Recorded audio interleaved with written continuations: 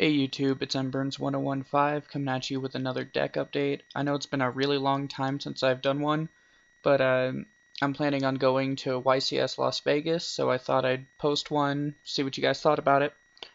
I'm playing Mythic Dragon Ruler. I feel that with the April format, there's going to be a lot of hate towards Boojins as well as Fish, and this deck, in my opinion at least, has a really good matchup versus both of those. Mermails can be a little bit difficult because they kind of dance around skill drain, but your creatures are just overall better and more impactful than theirs. In the early game, at least. Late game, they can grind you out way better than you can.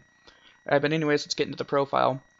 First, start out with the 4 big dragons. They're your boss monsters. They help you win the game. Each of their individual effects aren't used as much as the past Dragon Ruler formats, but they're still used. The access to rank 7s and level 8 synchros and just the plays with the extra deck, it's really what makes this deck viable. Then I use the Blue Eyes engine as my draw power because they're dragons. Half of it's a tuner.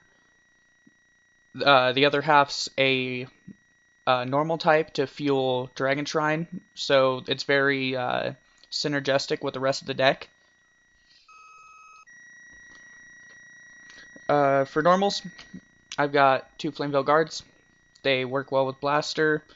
They're cards of consonance targets. They're normals for Shrine, and they have a really high defense, which surprisingly comes up often. Then for my wins, I run the Debris as well as the Influence Dragon. This is mainly only for Leo for Fire Fist, if that deck's still around, which I still think it will be because 3.5 is still a deck. And Debris sets up your Black Rose plays as well as your Star Eater plays, and Star Eater is just, oh, it's so good versus Boojins. Then, of course, the namesake of the deck, the Mythic Dragon Ruler engine. Got your 2 wood and your 2 water. Make your rank 8s. Felgrand. I remember playing locals yesterday. It was the 2 undefeateds, me and Battle and Boxer player, who apparently had never seen a Felgrand before. And I dropped first turn Felgrand on him. He picks the card up, and he puts it back on my side of the field, and he says, "There's literally nothing bad about this card," and I beat him 2 turns later. You got your card troopers.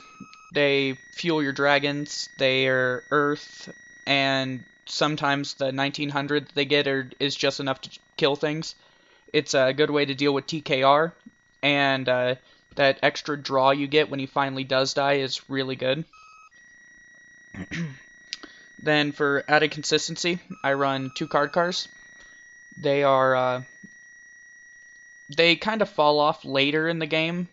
Mainly become cards to pitch with Redox to Reborn. But if you get this on first turn with some back row after some other draw cards, it's really hard for you to lose the game because you've just generated so much card advantage and you've set up your graveyard so well. Spells, I got the 1 Burial. This card is absolutely busted. It's not as good as Return from last format, but it's still really good. It sets up plays. It allows you to recycle your big dragons if you have to use them to, say, search for a tuner to pitch for cards. Of course, you got your Gold Sark. It's a Rhoda for baby dragons. It'll set up if you really need a sideboard card, games 2 and 3. It'll search it out. It's just all around good. For my draw power, I run the Trade-ins as well as the cards consonants.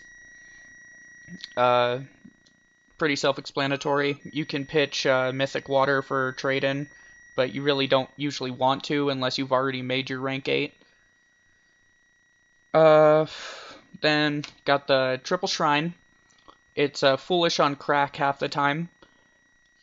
I used to have the three of these plus a foolish in the deck, but I found that the foolish was just a little too much overkill. It was win more most of the time, so I just took it out and left and kept in the three shrines.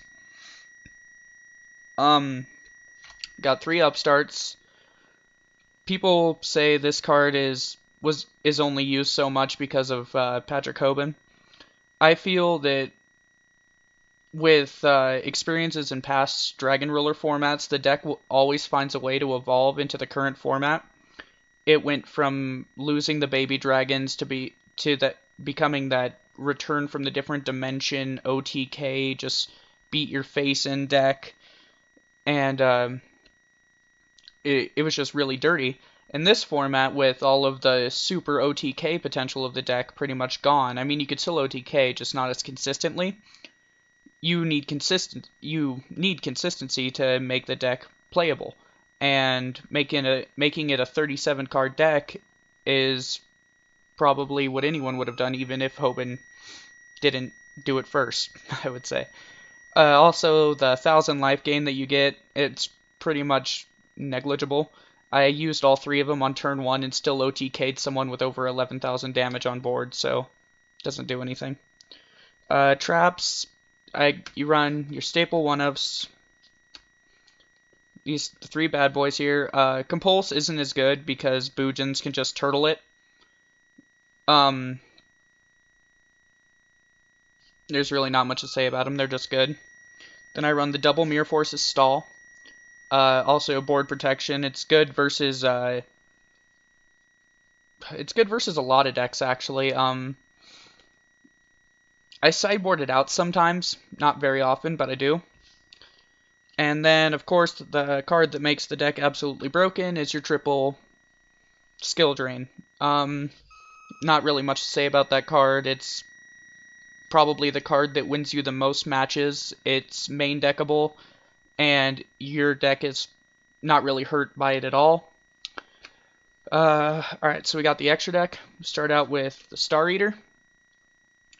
Again, card's really good versus decks like Boojins. It's good to make that last push if you think they have like a D-Prison or a Mirror Force or something like that. Then we have the Trident Dragon. This guy, you don't go to him very often. It's like maybe 1 in every 10 games, but when you do, it's because you're going to OTK with it. There's been a few games where I would play this guy after I'd popped their board with a card I'll show you later in the video. And with him just being able to blow up any card, not just monsters, you can just blow up your skill drains because it's a cost to destroy.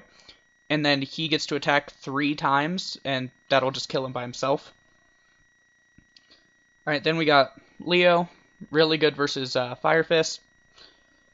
Really good versus most decks, actually. Kind of sad versus Darkhole, but still good. Then you got Stardust. This guy is absolutely busted with skill drain out. If you're able to assemble early skill drain plus Stardust, most decks just can't beat it. Yeah, really not much else to say. Sorry to spin around forever. And you got the Crimson Blader, Mermails, Mirror Match, Rogue decks. This guy just puts the brakes on all of them. And you got Colossal Fighter. Colossal Fighter is for when you're put into those positions where they have a monster that, they have a monster like, that one Boojin card that mills 5, and then you can, like, detach to save it and all that other stuff, and he gets 100 for each Boojin milled. I had a time where he milled the 5, making it exactly a 28, made into a Colossal Fighter, and I just bashed into it twice, and because Colossal Fighter kept coming back. And after it finally died, I just swung in for 28 for game. Scrap Dragon, not much to say. Pop stuff. It's an Earth and a Dragon. It's really good. Got your Black Rose. Debris Dragon plus Card Trooper is your Black Rose play mostly. You can also do it with Dracosack tokens. Then we have double. Felgrand. Most people are only playing one, but I feel that this card's too good not to. Uh, the card can single-handedly win a game. It's backbreaking versus Boojins. It's backbreaking versus Fire Fists. If you're playing against the Mermails that are running, what's it called? The Gen X engine, then it beats them. It's just overall good. Then you got your Hieratic. I can't pronounce his name. All I know is he's a beast. This is the guy where I went into first before I did the Trident Dragon play, and I tributed 2 dragons from hand to pop his back row, and then I brought back the 2 dragons, normal summoned Influence, brought out, what's it called, Trident Dragon, and then tributed 2 back row. One of them, I don't remember what they were, but they were both set, and then I just swung. This guy I'm going to take out eventually when my friend lets me borrow the Draco sack for the tournament. He's good in his own right. Like, if this deck really does become popular, this guy would be a good answer because he becomes a big eye. He allows you to special summon blue eyes. He does a lot of things, just not in the current meta. And then, of course, onto your 7s. You got your Big Eye and your Master Blades. I will have a Draco sack here for Vegas, but I don't have it on me right now. Both of those are self-explanatory. And then my 1 rank 4 is Lava Chain. I would also have an Exciton Knight. I'm not sure if I'm going to be able to get a hold of one at the event or not. I'm going to try to. But Lava Chain himself is really good. I've had a few times where for some reason people absolutely love using Fiendish Chain and Valor on Mythic Tree Dragon and then not killing it. And I had it happen once where I played a Mythic Tree, had it Fiendish Chained, played another Mythic Tree, that got Fiendish Chained, then I overlaid for these 2, sent a Blaster, and won the game. So, yeah, that's the deck. Don't forget to comment, rate, subscribe. Make sure to tell me what you think, if you think this deck is good for the upcoming April format. Come post prio.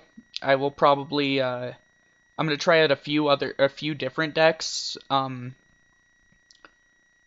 gonna try and pick up artifacts. Also looking at Sylvans.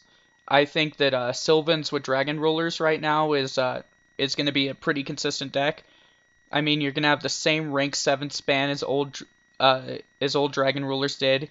You're gonna have a more consistent draw engine with Sylvan Charity, and not to mention the Sylvan's effects are just all really good themselves. Alright, so thanks for watching.